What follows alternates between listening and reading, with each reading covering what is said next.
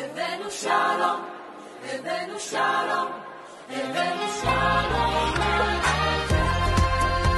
సర్వ సృష్టికర్త, జీవన మరణదాత, సర్వేశ్వరుడైన ఘనమైన యేసు ప్రభువు దివ్యనామంలో యూట్యూబ్ ద్వారా వీక్షిస్తున్న మీకందరికీ శుభములు, దీవెనలు తెలియజేస్తున్నాను. రండి, ఈ ప్రభుదిన మందు పేతురు రాసిన 2వ పత్రిక, పీటర్స్ సెకండ్ ఎపిజల్, 3 అధ్యాయాలు ఉన్నాయి, 61 వచనాలు ఉన్నాయి. Peter's second epistle has 3 chapters with 61 versus.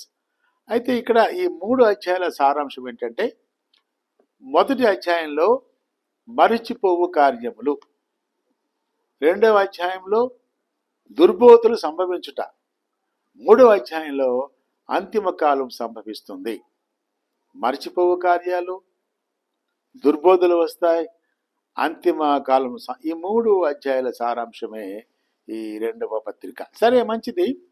ఇది ముందుగా చెప్పినట్లుగా పేతురు యొక్క మరణకాలం కాబట్టి, అవసాన దశ కాబట్టి ఈ మాట ఎక్కువగా వాడుతూ ఉంటాడు కదా. మహిమ, నిరీక్షణ అనే మాటలు వాడుతుంటాడు. సరే, కీ వర్డ్స్ ఎక్కడుందంటే మొదటి అధ్యాయం 21వ వచనాన్ని నేను చదువుతున్నాను. The key words is taken from chapter 1 verse 21. ఏలయనగా ప్రవచనము ఎప్పుడునూ మనుషుని ఇచ్చను బట్టి కలుగలేదు, కానీ మనుషులు పరిశుద్ధాత్మ వలన ప్రేరేపింపబడిన వారై దేవుని మూలముగా పలికిరి.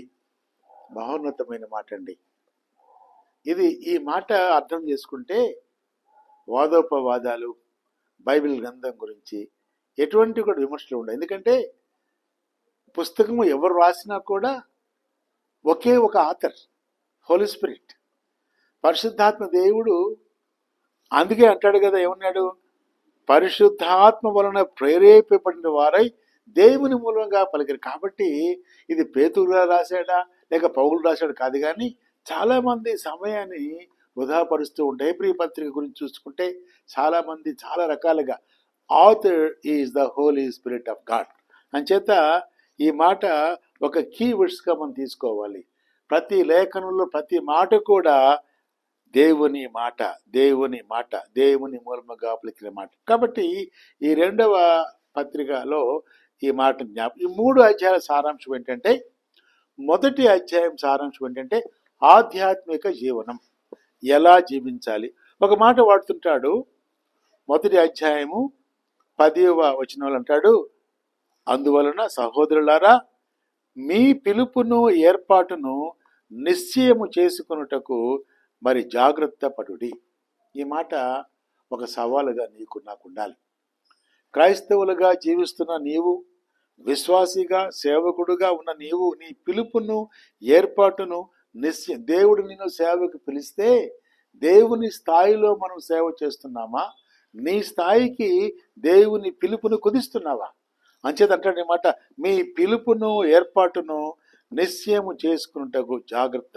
ఈరోజు జాగ్రత్త లేకుండా అనేక మంది సేవకులు మాట్లాడుతున్నారు, జాగ్రత్త లేకుండా పాటలు పాడుతున్నారు, జాగ్రత్త లేకుండా కాబట్టి అంటాడు ఆధ్యాత్మిక జీవనం గురించి మొదటి అధ్యాయం రాయబడింది. 2వ అధ్యాయం వచ్చినప్పుడు ఏమంటాడంటే, అనేక మంది కపటి బోధకులు వారి సిద్ధాంతాల వలన మరి భ్రష్టత్వం ఏర్పడుతుంది. అనేక మంది కపట బోధకులు వారి సిద్ధాంతాల ద్వారా భ్రష్టత్వం ఏర్పడుతుంది. కాబట్టి జాగ్రత్తగా ఉండవలసి ఉన్నాము అనే మాట జ్ఞాపకం చేస్తున్నాడు.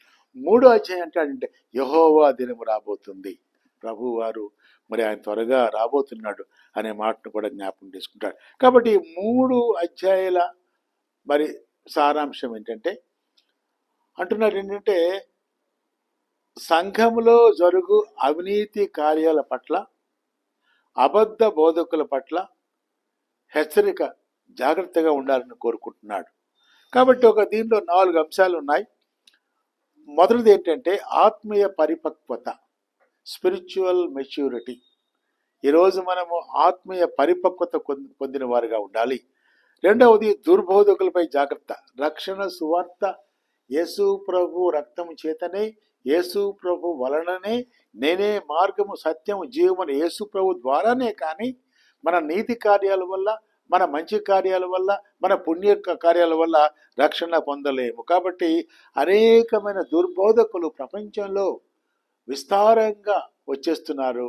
అలాంటి వారి పట్ల జాగ్రత్తగా ఉండి, మూడోది ఏమంటాడంటే ప్రభు రూపాంతరం గురించి కూడా చెప్తాడు. తర్వాత రెండవ రాకుడ గురించి కూడా ప్రస్తావించాడు. కాబట్టి ఈ 3 అధ్యాయాల సారాంశము అద్భుతంగా ఉంటుంది. ఒక కీవర్డ్స్గా తీసుకుంటే 3వ అధ్యాయం నేను చదువుతున్నాను.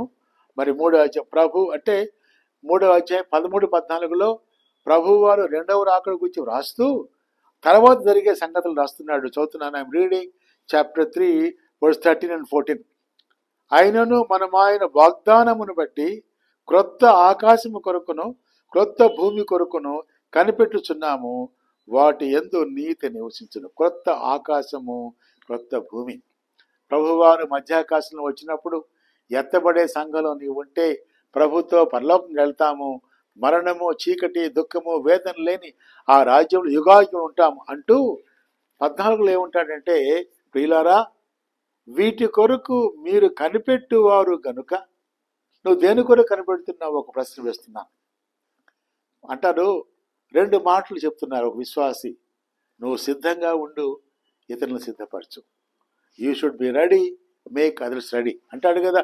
వీటి కొరకు మీరు కనిపెట్టువారు గనుక శాంతము గలవారై ఆయన దృష్టికి నిష్కళంకులుగాను నిందారహితులుగాను కనబడినట్లు జాగ్రత్త పడుడి. ఈ మాట అద్భుతమైనది. అందుకంటాడు చివరిలో ప్రియులారా అనే మాటకు వాడుతుంటాడు. కాబట్టి భక్త కోటికి పేతురు రాసిన పత్రిక ఓ అసమానమైన పత్రిక మన జ్ఞాపకం చేసుకుంటూ ఈ 2వ పత్రిక. కాబట్టి మరి ఈ పత్రిక ఏంటంటే, మరి ప్రభువారు వస్తారు కాబట్టి ప్రభువారితో ఆ క్రొత్త ఆకాశము, క్రొత్త భూమి, ఆ పరలోకంలో నీవు నేను పాలు పొందాలని. ఇంకా ముగించే ముందు ఈ 2 పత్రికల సారాంశంలో పరిశుద్ధాత్మ గురించి అద్భుతమైన మాట చెప్తాడు. పరిశుద్ధాత్మ నీలో నాలో చేసే కార్యం 1, పరిశుద్ధీకరించబడుటకు పరిశుద్ధాత్మ కార్యం చేస్తుంది. 1, 2 పరిశుద్ధాత్మ శక్తి వల్ల గుర్తించబడతాం. 3వది నిర్ధారించబడతాం. 4వది పురిగొల్పుట. 5వది ప్రక్షాళన. 6వది పరిశుద్ధాత్మ నీలో ఉంటే మహిమపరచబడతావు. 6వది మనం ప్రేరేపించబడతాం. కాబట్టి ఇలాగా 7 కార్యాలు పరిశుద్ధాత్మ దేవుడు నీలో నాలో చేయటి సిద్ధంగా ఉన్నాడు. మరి అందుకొరకు కనిపెట్టుకొని ఉన్నామా? రక్షణ పిలుపును అలాగా నిశ్చయం కలిగి జీవించే వారిగా ఉన్నామా?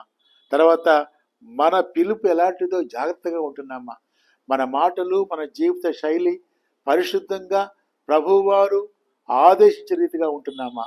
లోకంలో కొట్టుపోతున్నామా? ఒక ప్రశ్న వేసుకుంటే అంటున్నాడు కదా, ఆధ్యాత్మిక జీవనము ఈ కపట సహోదరుల మాట, కపట బోధకుల మాట వినకుండా ప్రభువుకు యెహోవా దినము కొరకు వేచి ఉంటే నీకు నాకు ఆ పరలోక ప్రాప్తి కలుగుతుంది. కాబట్టి అలాంటి మహాకృప ఆ దేవదేవుడు నీకు నాకు సార్వత్రిక సంఘాలకు దయచేయను గాక. ప్రార్థన చేసుకుంటా. మహాకృపగల తండ్రి, మా ప్రేమ గల నాయన ప్రభువా, మా దేవ, పేతురు రాసిన 2వ పత్రికలో ప్రభువా తండ్రి మర్చిపోవు కాలం వస్తుందన్నావు. అలాగే దుర్బోధకులు వస్తున్నారు ప్రభువా. తర్వాత ప్రభువా మరి కడపటి కాలం మీరు రాబోతున్నారు. కొత్త భూమి, కొత్త ఆకాశం ప్రభువా. మా పిలుపును బట్టి, రక్షణను బట్టి జాగ్రత్తగా మేము ఉంటూ నీ కొరకు కనిపెట్టే వారికి ఉన్నట్టు సహాయం చేయ ప్రభువా. వాక్యం వింటున్న వారిలో ఇంకను కూడా ఎవరైనా కూడా యేసు ప్రభువును అంగీకరించకుండా తిరస్కరిస్తే ప్రభువా, పరిశుద్ధాత్మ దేవ మీరు వారితో మాట్లాడి నీ కార్యము సఫలం చేయమని, నీ రాజ్యాన్ని విస్తరింప చేయమని మరొకసారి నీ పాదాలు పట్టుకుంటూ ప్రభువా వాక్యము తండ్రి ప్రభువా ప్రతి వారిలో పనిచేయట్లుగా, ప్రతి వారిలో క్రియ జరిగినట్లుగా సహాయం చేయమని వందనాలు తెలియజేసుకుంటూ ప్రభువా దుర్బోధకుల విషయమై జాగ్రత్తగా ఉంటూ సత్య మార్గం వైపున పయనించే వారిగా మా జీవితాలు పరిశుద్ధంగా మార్చుమని స్తుతి, మహిమ, ఘనత, ప్రభావాలు మీకు ఆరోపించుకుంటూ యేసు ప్రభు నామములో ప్రార్థించి అడిగి వేడుకొంచున్నాం తండ్రి. ఆమేన్, ఆమేన్, ఆమేన్. తండ్రి, కుమార, పరిశుద్ధాత్మ దేవుని సన్నిధి, సహాయము, సమాధానము, సంతోషము, సమృద్ధి మనకు, మన ప్రభు బిడ్డలకు మన జీవితకాల పర్యంతము తోడై ఉండదు కాక. Amen, amen, amen. Shalom and blessing to you all. దేవుడు మనల్ని దీవించును గాక. ఆమేన్.